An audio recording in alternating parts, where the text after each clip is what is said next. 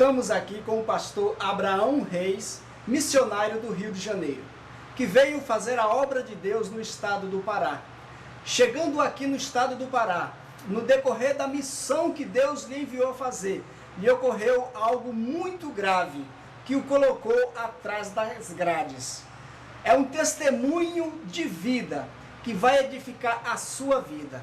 Você que precisa daquele momento especial com Deus. O missionário Abraão Reis vai estar relatando tudo o que aconteceu na sua trajetória enquanto fazia a missão aqui. Ele vai lhe mostrar a importância da vigilância, de você estar ligado em Deus. E ele vai contar para a gente agora como tudo aconteceu, para que sirva de avivamento, de edificação para a sua vida. Então, pastor Abraão Reis, fale para a gente, para todo mundo em casa, as pessoas que estão vendo esse vídeo, o que realmente aconteceu na sua vida, para que hoje o senhor possa estar à custódia do Estado, ou seja, preso. Fale para a gente agora, para os nossos telespectadores que estão me assistindo. Amém. Pois bem, para que nós possamos autenticar o nosso testemunho de tudo aquilo que nós vamos relatar neste trabalho, nós queremos fazer menção de um texto bíblico onde o apóstolo São Paulo, escrevendo a sua carta aos Gálatas, ele nos traz a seguinte advertência. Gálatas, capítulo de número 6, versículo de número 7 e 8, onde o apóstolo São Paulo diz assim: não erreis, Deus não se deixa escarnecer, porque tudo que o homem semear, isto também ceifará. Porque o que semeia na carne, da carne ceifará a corrupção. Nós queremos, com tristeza e um certo pesar, e até mesmo podemos dizer envergonhados do que ocorreu conosco, pois nós, já sendo um pastor de ministério itinerante, já estávamos propriamente dito na obra de Deus, enviado pelo Senhor com uma missão de grande responsabilidade, fazendo trabalho missionário aqui no estado do Pará, quando de repente nós nos encontramos num estado de relaxamento espiritual. E este trabalho nós queremos trazer e levar ao conhecimento dos irmãos, porque nós temos certeza que como nós estávamos, como eu estava, eu digo estava, pretérito passado, porque hoje não estou mais, hoje sou um homem de problemas resolvido, e resolvemos fazer esse trabalho, levar essa mensagem para que o povo de Deus, que hoje se encontra no mesmo estado que eu me encontrava, de relaxamento espiritual, um estado de tibieza, estado de tíbio, morno, igual à igreja de Laodiceia. Então, assim como nós estávamos nesta situação, hoje em dia, ainda dentro das nossas igrejas, estamos cheios de pessoas que ainda não têm um compromisso sério com Deus.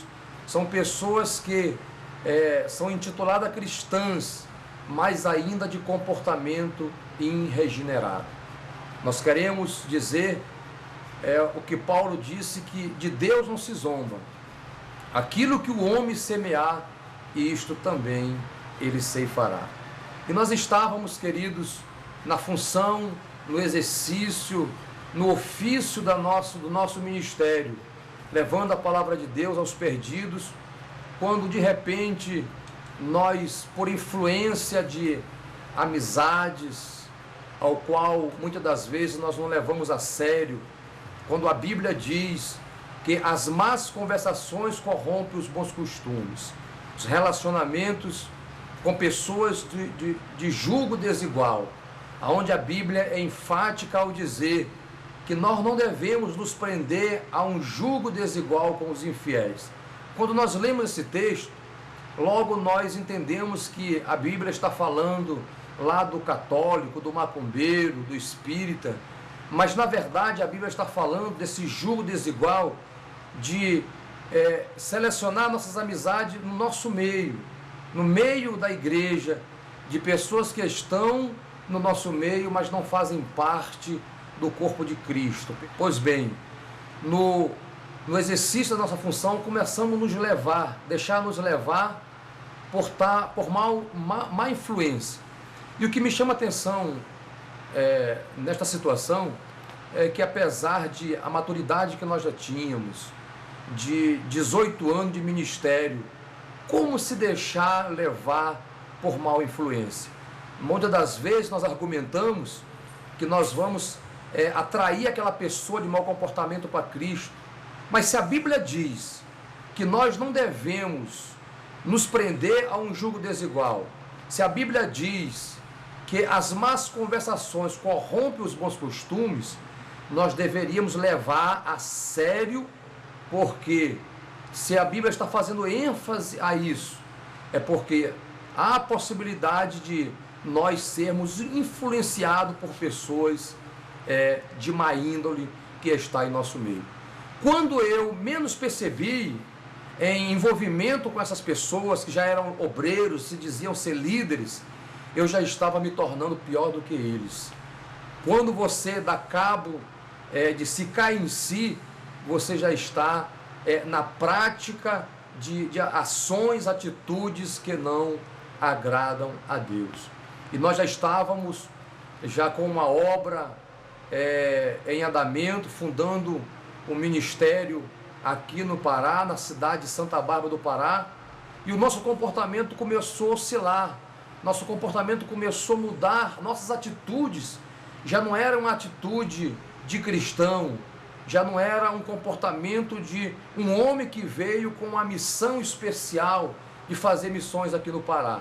E aí começamos a dar atenção a certas coisas que não era para ser dada a devida atenção. Começamos a nos envolver com mulheres, aonde tem sido a maior tragédia na vida de muitos homens de Deus, que nós fosse citar nomes aqui, homens renomados na mídia evangélica, homens que outrora arrastavam multidões com as suas pregações, também foram influenciados, caíram da posição que estavam por envolvimento com mulheres, com pessoas do sexo oposto. Foi o que ocorreu comigo, aonde me levou a essa tragédia que hoje eu me encontro. Quero dizer para os irmãos que estão nos assistindo que nós, apesar de estar em custódia do Estado hoje, passamos 3 anos e 3 meses e 20 dias dentro das maiores penitenciárias do Pará, no regime fechado. Hoje nos encontramos no regime semiaberto. E dizer que nós nunca vivemos no mundo do crime. Eu nunca fui um bandido, nunca fui um criminoso, nascido e criado no Evangelho. Com 21 anos, eu tive a minha experiência com Cristo, o qual deve ser notório na vida de todo crente. Ter a sua experiência pessoal, aquela experiência que Jesus disse para Nicodemos que é necessário nascer de novo. E daí por diante, nós começamos a nos aplicar no Evangelho, buscando, estudando, fazendo alguns seminários, e logo cedo nós fomos introduzidos no ministério da igreja, no ministério pastoral. E hoje, por quê? Que um homem que nasceu e se criou no Evangelho, logo cedo, aos 21 anos, teve a sua experiência com Cristo, e logo foi introduzido no ministério pastoral, porque hoje se encontra em custódia do Estado, porque se encontra preso se nunca foi um criminoso. Aí nós observamos a seriedade do que o texto que nós acabamos de ler diz. De Deus não se zomba. Aquilo que o homem semear, isso ele vai colher. Aquele que semeia na carne, colherá a corrupção da carne. É importante nós entendermos que o mesmo Deus que nós pregamos e dizemos que é amor, ele também é justiça. É um Deus que a Bíblia, na carta aos Hebreus, faz referência que é um fogo consumidor, é um Deus zeloso, é um Deus que arde em zelo, e é um Deus que não permite que o seu nome seja blasfemado. Como na situação que eu estava, o pecado, ele acaba entorpecendo o homem de uma tal maneira que você continua sendo usado, continua, como no meu caso, viajando, pregando e sendo extremamente usado por Deus, mas eu aprendi uma coisa muito importante, que ser usado não é ser aprovado. Aqui vai um despertamento, um alerta, porque hoje nós temos uma leva de pregadores itinerantes, pregadores que resolveram fazer do Evangelho o seu meio de vida, mas não querem pagar o preço de viver uma vida em comunhão com Deus. Pastores que pregam e quando saem do púlpito vão para os motéis, para se prostituírem, para encher a cara de biritas, e não querem pagar um preço do que é uma vida de santificação. Pode até parecer espantoso o que nós estamos falando, mas a experiência que eu tive, o que eu vivi, hoje, muitos continuam fazendo, porque falta o temor de Deus no seu coração. Eu me tornei um fornicador.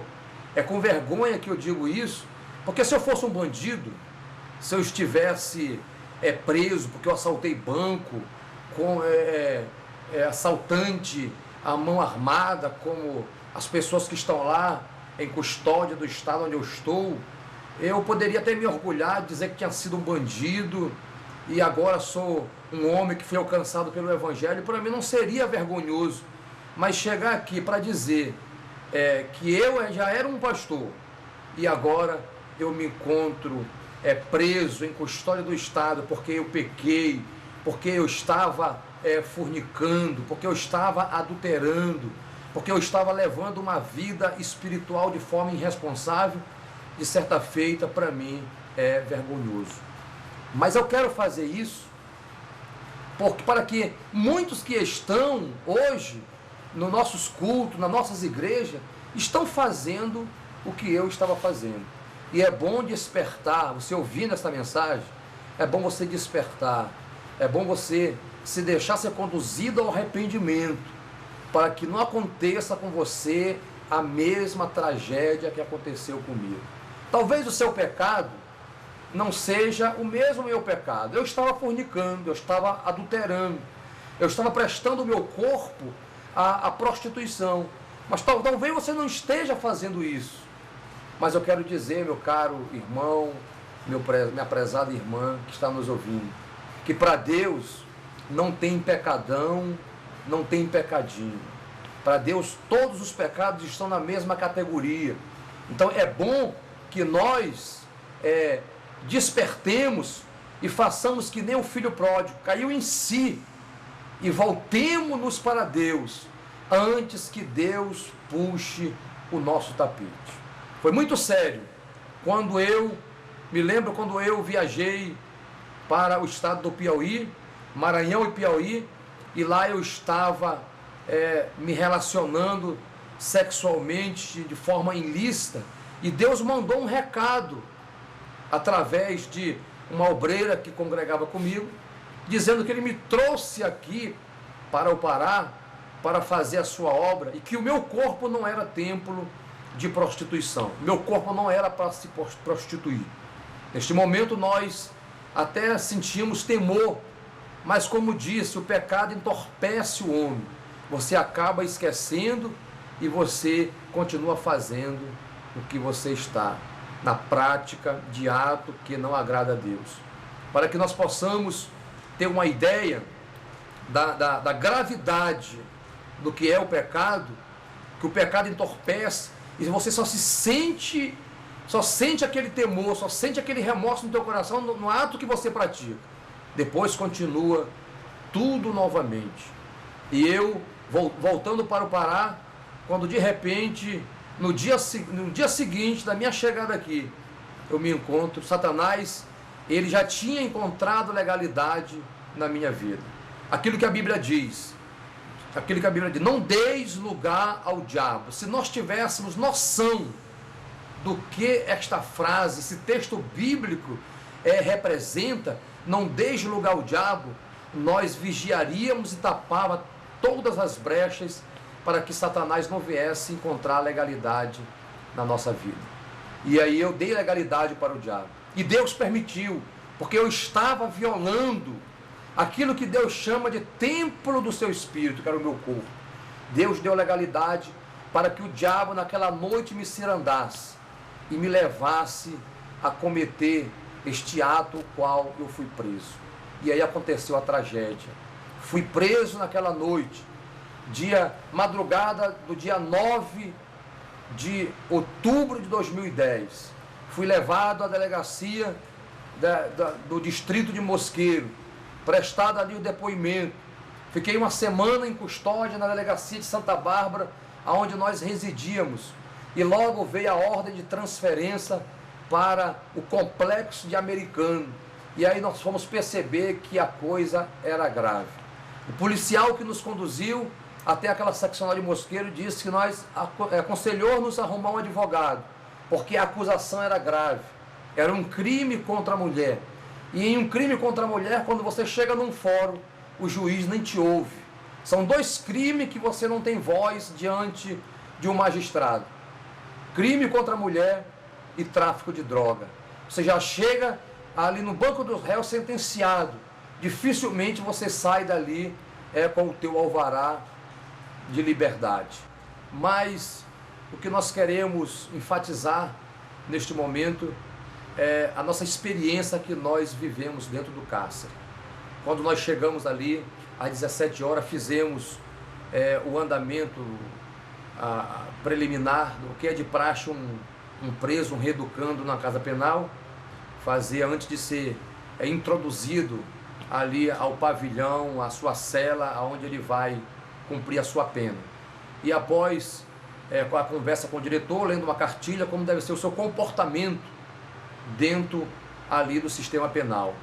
E quando os portões se abriram, as grades se abriram, e nós entramos naquele pavilhão, um pavilhão de 14 celas, e a cela que nós iríamos agora estar como a nossa residência ali até o cumprimento da pena, entre pessoas de toda sorte de crime.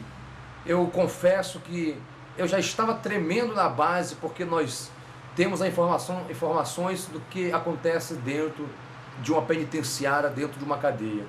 E quando nós chegamos ali, eu receoso, amedrontado, até porque o crime não é aceito dentro da casa penal pela população carcerária, pois dentro de uma casa penal, a patência, quem manda, quem comanda nos presídios são os chamados ladrões, aqueles que praticam o crime de 157, assaltantes. Pelo menos dentro dos presídios do Pará, quem manda são os ladrões. Ser ladrão dentro de uma casa penal é status, não é uma ofensa. Eles se chamam de ladrões, eles batem no peito e dizem: eu sou ladrão lá fora. E outro tipo de crime, como traficante, crime contra mulheres e outros crimes, eles não são bem-vindos dentro da casa penal, e tudo aquilo era desfavorável, tudo aquilo nos trazia um pânico, um medo daquela situação que nos envolvia. Às 18 horas, quando nós estávamos já lá dentro do pavilhão, começa um culto dentro do pavilhão, numa casa penal, e aquilo me chamou a atenção, e eu me dirigi a um dos internos que estava conosco na mesma cela e perguntei o fato de ter um culto ali na casa penal. E ele disse: aqui tem culto todas as noites. Foi quando Deus falou ao meu coração que o meu campo missionário, que eu não dei atenção, seria as casas penais. Quando um dia Deus falou ao meu coração que eu deveria visitar os presídios, deveria levar a palavra missionária, a palavra de Deus dentro dos presídios, e eu não dei crédito a isso. E ali caiu a ficha, e nós entendemos que os presídios brasileiros é o maior campo missionário que nós temos na atualidade, que precisa ser alcançado. E aqui vai uma advertência para todos aqueles que se denominam missionários, que sente a vocação, a chama de Deus para fazer missões, mas que de uma forma ou de outra tem deixado a vaidade entrar no seu coração e não tem se dirigido a esses locais carentes, aonde a palavra de Deus precisa chegar, e não é todos que têm as condições de chegar num lugar desse, pela dificuldade, pelo constrangimento que é um pastor missionário, um obreiro chegar dentro de um presídio, já começando pelas revistas íntimas, de ficar sem roupa dentro de uma sala, para ser revistado pelos carcereiros, para poder adentrar uma casa penal e toda a burocracia. E isso faz com que a pessoa não se motive, a não ter uma motivação a levar a palavra de Deus dentro dos presídios. E se deixando levar pela vaidade de estar viajando e pregando nas igrejas. Eu quero dizer que tudo isso é válido, mas a verdadeira obra missionária está dentro dos cárceres, dentro das penitenciárias, dentro dos hospitais, aonde poucas pessoas se colocam à disposição. Por isso nós entendemos Jesus dizer que grande é a seara, mas são poucos os trabalhadores. São poucos aqueles que querem, de fato, pagar um preço para levar a palavra de Deus. E nós viemos entender isso através da dor, através do sofrimento, agora num estado de confinamento, entendendo que aqueles homens que estão ali, presos, porque cometeram os crimes mais bárbaros, os crimes mais aberrantes que possamos imaginar, e que a sociedade olha para esta população com um olhar de discriminação, que quando nós assistimos os jornais policiais, por exemplo, e os apresentadores dizem que essas pessoas têm que morrer, essas pessoas não merecem uma segunda chance, julgando essas pessoas pelos atos que cometeram.